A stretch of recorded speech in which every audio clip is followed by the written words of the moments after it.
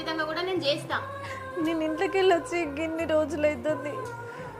ఆయనకు నా మీద అనుమానం కాకుండా ఇంకా నాకు ఈ బిడ్డ కూడా పుట్టలేదని మాట్లాడిండు. ఆయన మారుతాడని నేను ఎట్లా అనుకోండి. నా కోసం కాకుండా నా బిడ్డ కోసమైనా వస్తాడనే ఆశ ఉండే ఇన్ని రోజులు. ఇప్పుడు నాకు ఆశ కూడా లేదు. నేను నిరూపిస్తాను చెప్పినా కానీ ఎందుకు ఏడుస్తున్నావు? ఈ గోళీలు వేసుకొని పడుకో.